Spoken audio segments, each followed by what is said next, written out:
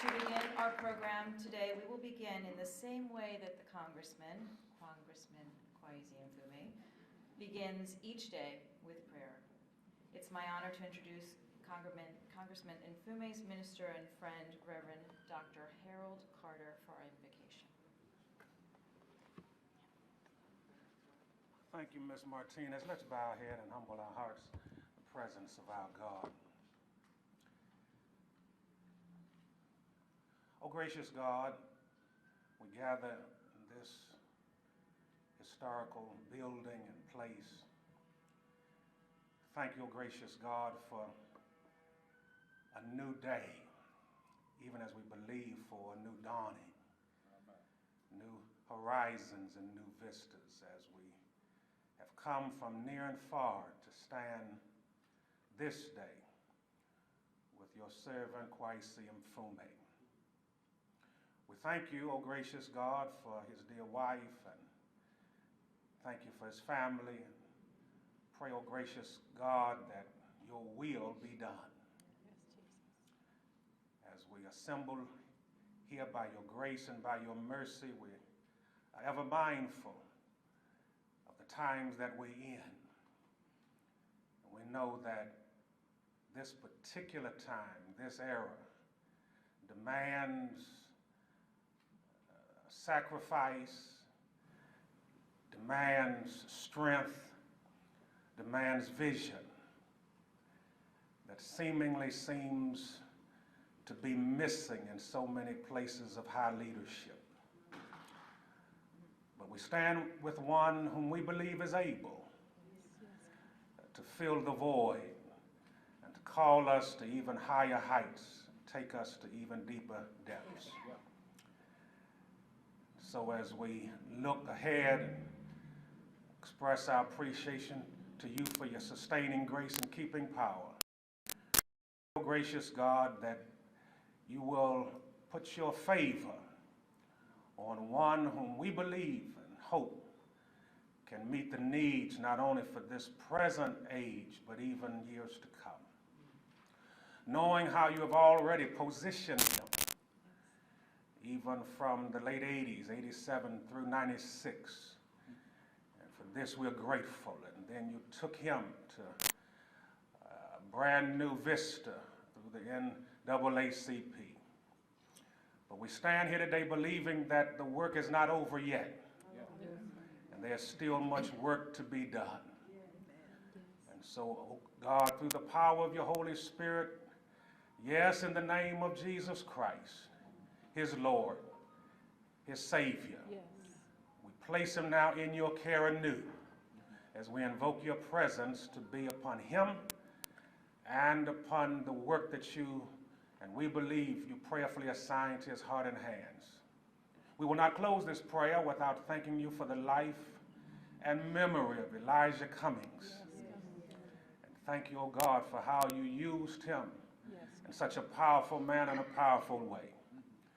But now, oh gracious God, the work is still ahead and still needs to be done because Maryland needs you, the 7th District needs you, and this nation and world needs you.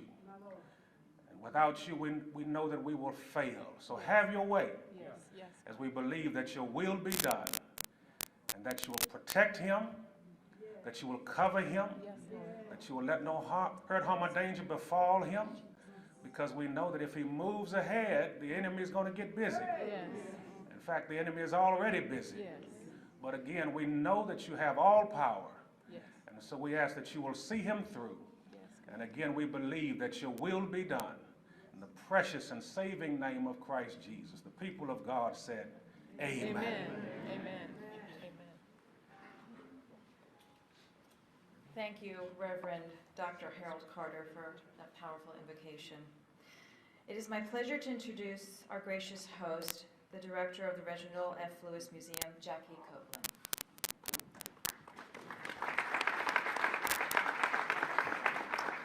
Well, thank you. I want to welcome all of you for being here. You know, this museum, the Maryland Museum of African American History and Culture, was started in 2005. We have in our collection over 400 years of African American history here. Today's event will be yet another thing that we should add to our collection because this is an historic moment. In order to get to this stage, we had to go through the gallery. And the gallery has a new exhibit that we just organized on an artist named Elizabeth Catlett. She was a woman, someone reminded me she was a Delta. I did. We call it artist and activist because when she was creating work in the 20th century, she died in 2012, she was fighting for the rights of her people. She was an American citizen, but she lived in Mexico. She became a Mexican citizen. So when she fought for the rights of her Mexican citizens, her Mexican people, the United States decided that she was an undesirable alien and would not let her come back to the United States. If you walk through the galleries, you'll see that she did many images of women, but she also did men. She says, I have a husband, I have 3 sons, and I'm concerned about what happens to them in the society today. And that was written in 1992. It's a good thing she's not living now because we have issues with what's happening in our society. It's going to take a strong person, an activist, to fill the seat for the 7th Congressional District. And I am honored to be here and welcome you all to see this historic announcement. So thank you for being here. Bye. Thank you, Ms. Copeland, for such a warm welcome. This is a beautiful place to have this moment to share. I'm delighted to introduce a young woman who counts Congressman Mfume as her invaluable mentor over many years. Please welcome Kia Pearson.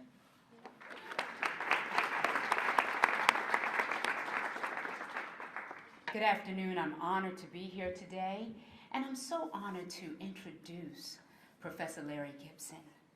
Larry S. Gibson grew up in Baltimore and earned his high school diploma from Baltimore City College, where he was the first African-American class officer.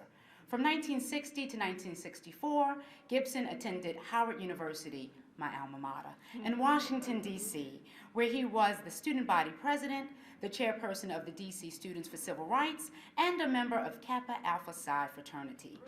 In 1967, he earned his law degree from Columbia University in New York City. In 1972, Gibson became the first African-American law professor at the University of Virginia. 2 years later, Gibson accepted a faculty position at the University of Maryland School of Law, where he continues to teach evidence, civil procedure, race and the law, and election law. Professor Gibson has researched and designed several exhibits, articles, newspaper series, and other presentations on the history of civil rights and African-American lawyers in Maryland. Professor Gibson was the principal advocate for the law passed by the Maryland General Assembly that renamed the BWI Thurgood Marshall Airport. Gibson is on the Board of Trustees at the Maryland Historical Trust and is on the Baltimore City Commission for Historical and Architectural Preservation. He is chairman of the commission to coordinate the study, commemoration, and impact of the history and legacy of slavery in Maryland. He has also served 6 years on the Baltimore City Board of School Commissioners. Larry Gibson has directed local, state, and national political campaigns since 1968. During the administration of President Jimmy Carter, Larry Gibson served in the U.S. Justice Department as Associate Deputy Attorney General and as Director, National Economic Crimes Project. In 1992, he was Maryland State Chairman of the Clinton-Gore presidential campaign. Since 2001, Gibson has served as a campaign consultant and political advisor to African political leaders, including Ellen Johnson Sirleaf, the president of Liberia, and Mark Ravalomanana, the former president of Madagascar. He is also the author of Young Thurgood, The Making of a Supreme Court Justice. We are so honored to have Professor Gibson with us today. Professor Gibson.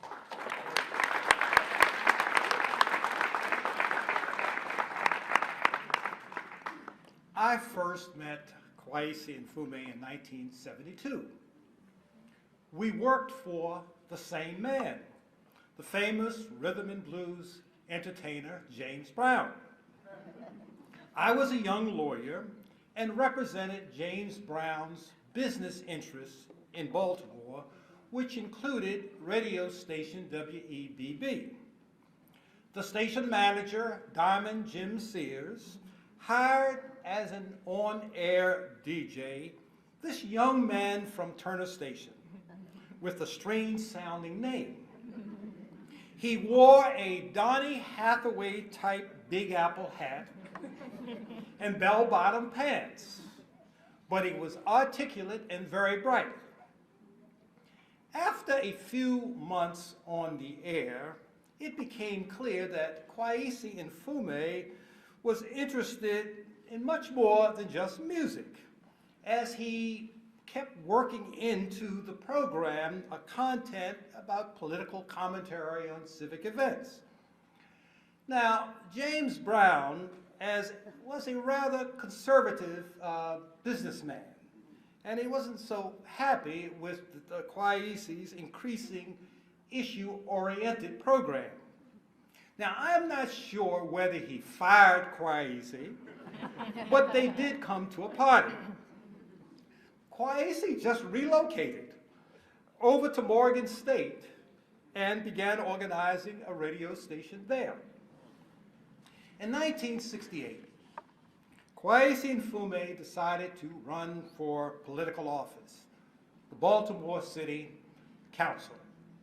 He may not remember it, but I designed his first political poster.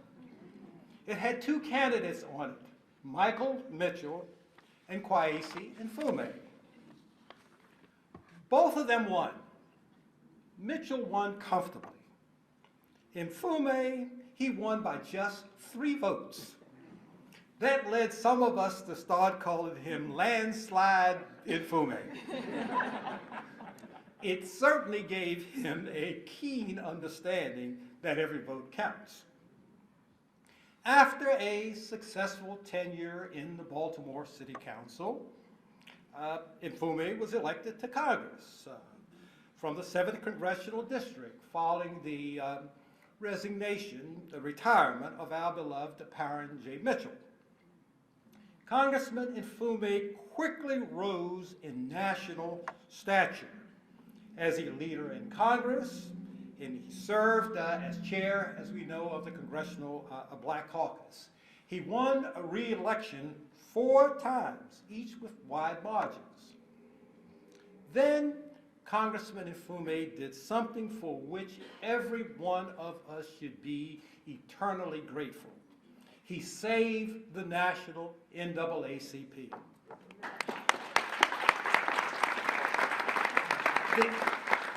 The NAACP was embroiled in scandal, racked with internal turmoil, and on the brink of bankruptcy with more than $3 million in debt.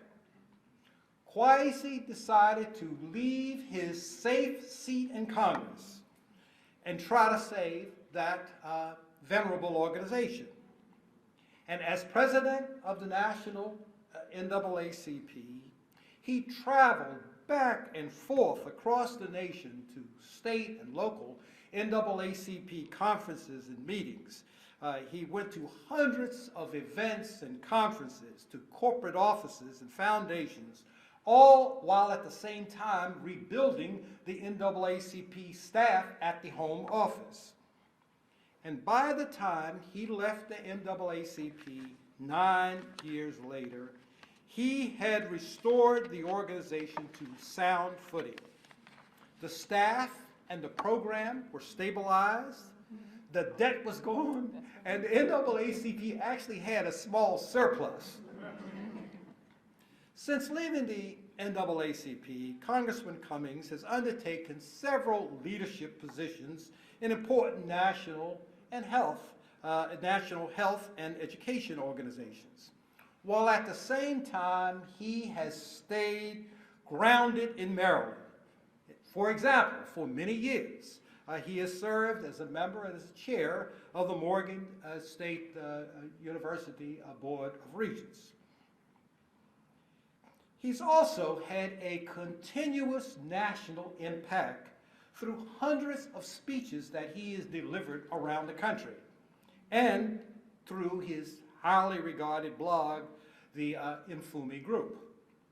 Now, I didn't realize until about a month ago how strong was his national profile. In the first week of October, Kweisi and I spent 4 days in Birmingham, Alabama together. We were being elevated to the Prince Hall Mason's 33rd degree. There were about 1,500 people at the conference. And Kweisi was not originally scheduled to be a speaker at all. That changed very quickly. They kept putting him on to speak. He really became the superstar of that conference. It became quite annoying to me to walk around with him because he was constantly being stopped by people asking him to take photographs with him. Little did we know then that a few days after we returned back home to Baltimore, we would lose our good friend, Congressman Elijah Cummings. Unfortunately, our brother did pass, and the nation and I still mourn his death.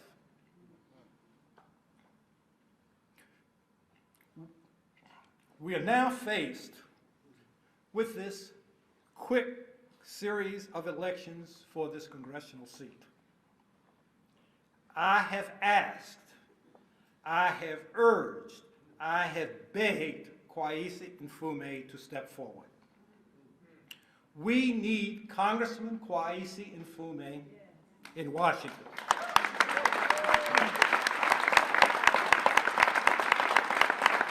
The nation needs his wisdom.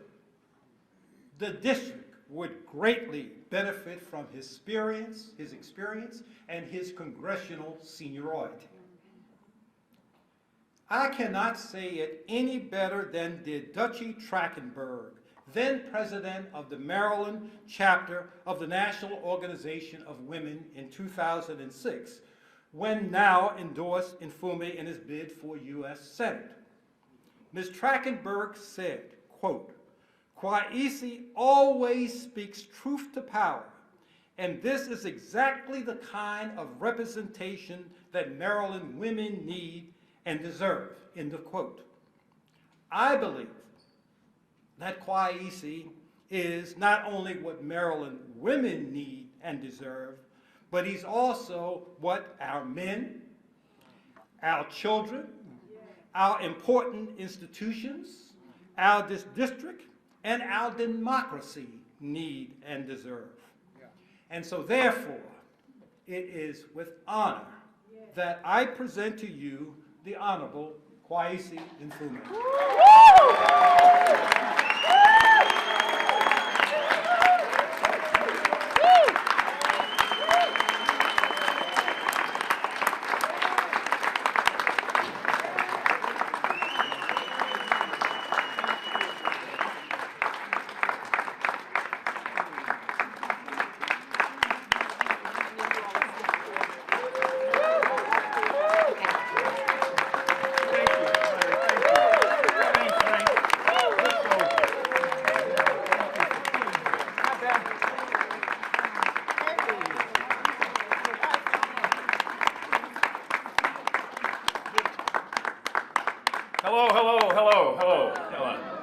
The reason we're late is my fault, not any of the people who are working on this program who have done such a good job. I stayed up too late watching the Ravens and left a lot of my energy on the field. So I'm here. I want to thank all of you so much for hanging around, particularly the media who has other deadlines, and those of you who have other responsibilities throughout the day. I know that everything that could be said has been said. It's just not everyone has said it, so I'm going to say some more. I want to thank Larry Gibson, Professor Larry Gibson, right here, who has been for years a rock, a stabilizing force, a mentor, as Elijah indicated, and a friend to this community. Aside from being Elijah's mentor, he has also been my mentor for almost 41 years, so I appreciate his passion about this, and thank you, Larry, so much for your kind and gracious remarks and for reading it just the way I wrote it down. I appreciate that. Dr. Harold Carter, Jr., who's here with us, is the pastor of my church and my spiritual leader, and both he and his father for years have kind of given me the spiritual strength and the Bible lessons and the prayerful guidance that I've needed along the way. So I want to thank him. I want to thank our church family that has come out. We had a good service yesterday, Pastor. I didn't get a chance to say it to you, but thank you so much for being here, and your wife and your family and the family of New Shiloh. Along with so many of you, I'm joined this afternoon by my wife Tiffany, by my sons who are here, I think. Oh, there they are. Stand up. Kweisi Mfume Jr., Christopher Mfume, and Michael, who is somewhere in the back. Okay, there we are. And my grandkids who are here. And I want to thank my sisters. And in retrospect, I just want to say a word on behalf of my late mother, who never saw me grow into adulthood and who unfortunately passed away in my arms when I was 16, that we don't write the script of life, she often told me, but we always have to perform it. And I feel strongly about family, but I have to, bear with me if you would, because I believe in thanking people. I also need to just say, in addition to the persons that I've mentioned, I'm going to come back to family in just a moment. I want to thank Bishop John R. Bryant, who is here from the AME Church. Bishop Bryant gave an invocation the day I first took oath of office on December 12th, 1979, and Norman Reeves was being carried to the stage that day because he had muscular dystrophy, and only the two of us were fortunate enough to get elected. And I remember John Bryant saying in his prayer that just as Norman is being carried to the stage to be sworn in on the back of someone, that all of us who are fortunate enough to serve in office are carried on the backs of men and women, nameless and faceless, to get to where we are, and that what we are and what we will have would be a sacred trust. I never forgot that, John, not at all. He's joined by his wife, Dr. Cecilia Bryant.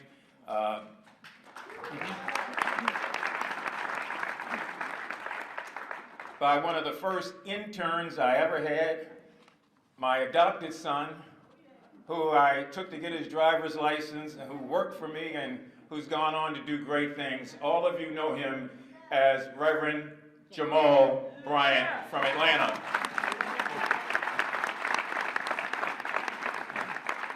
Thank you for flying up from Atlanta, Jamal. I really appreciate that. My thanks also to Dr. Thelma T. Daly, former national president of Delta Sigma Theta, head honcho at the Links Incorporated. Every organization you can think of with good, strong, fighting women, she has been at the forefront. Thelma, thank you as always for coming here and having been such a great friend over these many, many years.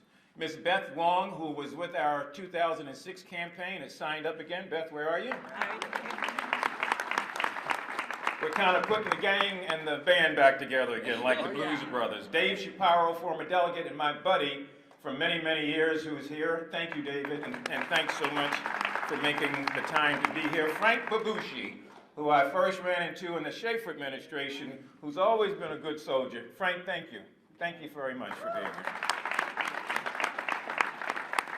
I'm afraid I don't want to miss anybody, so let me acknowledge former Senator Joan Carter Conway, the mayor of Northeast. I see former Mayor Sheila Dixon is here. Sheila, thank you very much. We cut our teeth together, coming up together, so thank you for being here. Somebody will slip me a note before I get off the stage to let me know who I might be forgetting. I do want to acknowledge Garnett Hall, who is with the Supreme Council of the Scottish Rites, and to all my brothers of the craft. We are all Prince Hall, Maryland Masons. Thank all of you for being here. There are a couple people who are not here who said, please let them know I'm with you. Dwayne Wickham, former columnist with USA Today, and Reverend A.C. Devon of the Sharon Baptist Church, and several others that I'm going to mention at another point in the program because I'm trying to rush through this. I want to thank all of you who've come here from the NAACP. Thank you. Thank you for 9 years of great work. All of you. Those of you who are here from Morgan State University, students and others, thank you so much for being with us. Now let me go back to family. My sisters and I, God has spared us with life to be around, and so we have stayed together as a family and have grown up in the lessons we learned when we grew up together in abject poverty. In a segregated community long ago, where my mother and my sisters were actually made, along with myself, to ride the back of the bus. So I know that experience. I remember what it was like. I didn't understand it as a child, but I did understand that there was something different. According to my mother, it was called freedom, fairness, justice, and fair play. And she said, I won't be around to see it, but that day is coming. In those days, unlike these, we were learning as a nation the painful lesson of discrimination and trying as a nation to find our way out of that dark past. But that never caused my family or me to question our worth or to question our bond. Oftentimes when we needed shoes, my mother would take us downtown on the back of that bus to a store that we could not enter, and she would put my foot on a brown paper bag, draw the outline of my foot, cut it out, and then go to the rear entrance of the store to give it to a salesperson who would then go and take it and place it in a shoe until they found one that fit. Oftentimes, we were, like many of you, trying to figure out life at a much younger age. And despite the Supreme Court ruling of Brown versus the Board of Education that technically started the process of doing away with segregation, I never had the experience of knowing what a white classmate was like until I got to college. So, despite all of that, my mother would leave her job as a maid, come home to us at night, read the Bible, and tell us about a God who loved all of us. She said he was a God who never saw a race, who never saw color, who never saw creed, who just only saw people. So it's out of that past that I was taught the simple things. Work hard, play by the rules, love your country, cherish your faith, respect your elderly, and always believe in yourself. Today we're here in a situation that is a little awkward, I think, for all of us. A month ago, I would have never imagined that I would be before you this afternoon in this capacity. A month ago, my dear friend Elijah was alive and well, and we were all on the phone or in other places, or some even at his bedside, cheering him on to good health as he was pitted against the president, who was the personification of everything that he and I both thought was wrong. Today we're here without Elijah, but his memory and his spirit to fight back and to fight on is alive, well, and flourishing in all of us today. It is out of that unpredictable reality that I stand here before you today, out of that confluence of facts and occurrences that has brought us to this point where I honestly believe that I've got to find a way to make sure that all he and others fought for is not lost, tossed to the side, or forgotten.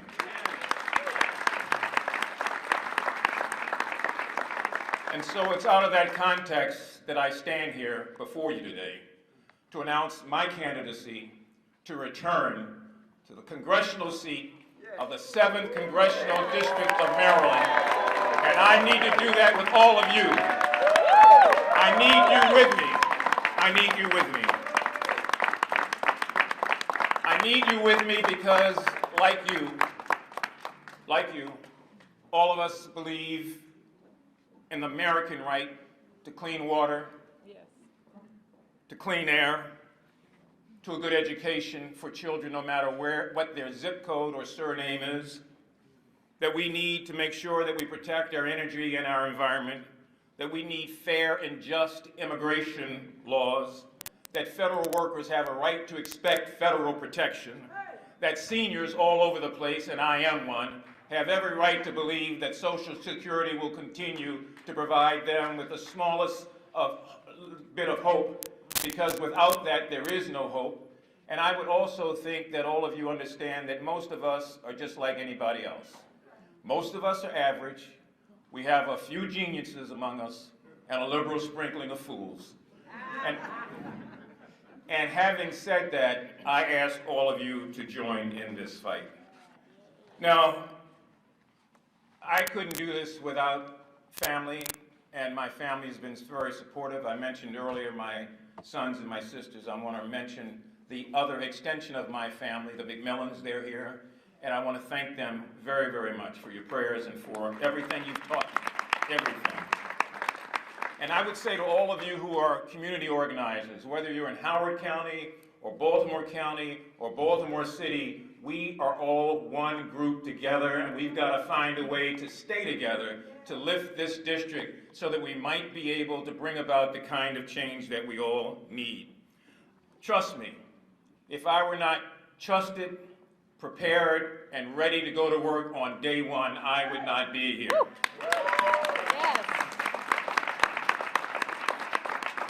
And although we are a group of people of different races and preferences and backgrounds and locations and stations in life, although we have crossed many rivers in our own lifetime, I would suggest that we still have another river to cross. Far too many Americans, because of their race, their ethnicity, or their surname, find themselves standing before the gate of American mainstream, recognizing that gate has not fully opened to them. They are black, they are white, they are Latino, they are poor, they are affluent, and many others are trying to find a way to gain citizenship, to gain hope, and to give back to this country. Far too many of them, like others, understand that that bridge that is before them too often resolves itself into discussions on discussions, proposals on proposals, studies on studies, and then another plan B for the plan A that failed them. Socially, the issue of race and skin color unfortunately still dominates every aspect of American life, both at home and abroad. Educationally, our schools in some instances are overcrowded and ill-equipped, and in some places drugs are more available than textbooks. Too many of our young people are being promoted because of their age and their size and are not being taught the very basic. Too many teachers are paying for supplies and books out of their own pockets. Economically, it is clear that after many, many years of congressional acquiescence to the concept of Robin Hood in reverse, the rich have more, and the have-not often have not at all. And so in this era of smaller vision, rampant apathy, and celebrated mediocrity, we desperately need men and women to speak up and stand up for that which is right, and to speak up and fight back against that which is wrong. To mean it and to live it when we say that racism and sexism and anti-Semitism are wrong. To know that black bigotry can be just as cruel and evil as white bigotry, that there are too many bigots in too many places. There will be those who will come to you and say, you should be quiet in this reactionary time. It's the Donald Trump wish that you don't say anything at all. And some of them will suggest that you look the other way and hope for the best. And yet we can't be silent when all these things are wrong. We can't be silent when the fear even, many say they fear to even try anymore. We've got to do that, and we must do it strongly, and we have to do it together. We must reply that when it comes to this district, its representation, its people, its hope, its desire for change, its desire to find a way to grow and work together, that we still have a shining and powerful dream given by a shining and powerful God. That when you hear that old version of a new song that speaks of gradualism, When you're told to wait for tomorrow or the next tomorrow, for the next election or the next generation, we must reply, as Dr. King did from an old Birmingham jail, that now is the time and today is the day. Yes. It is that because as long as we have breath in our bodies, we have another chance to balance the scales of justice and to make them equal. We have another chance to confront the doors of opportunity and to make them open. We have another chance to seize the chains of mental bondage that is tying up too many of our young people and to set and to break free from those chains. I'm here because I have not given up on the American idea or on the American possibility. And I ask you not to give up also. I am convinced that our nation is perhaps the last expression of a possibility of mankind, devising a social order where justice is the supreme ruler and law but its instrument, where freedom is the dominant creed and order but its principle, where equity is the common practice and fraternity and love the true common human condition. So it's out of that position, out of those beliefs, that I ask you to join us to take this event beyond these walls, but to take this announcement and to take our desire to have a united 7th Congressional District to every part of the district that we can find, and to be with me and stay with me and pray for me. Thank you all very, very much.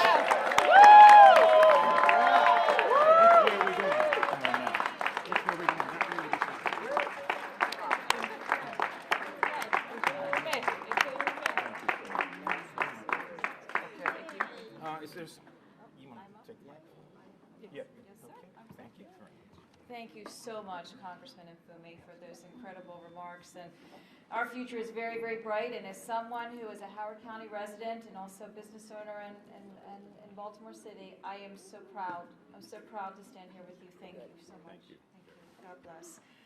So everyone, thank you so much for being here today. And we need all of you. We need every single one of you to please to continue this moving forward. We ask that you please check in the desk to leave your information and be part of this new journey. And God bless you all, and thank you so much for your time. Thank you.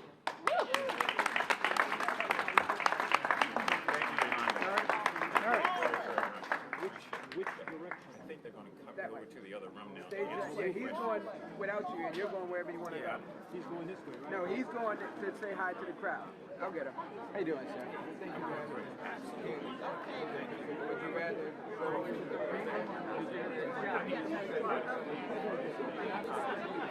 You did a beautiful job. Beautiful. How much more talent? Well done. Well done. Well done. Well done. Well done. Thank you so much.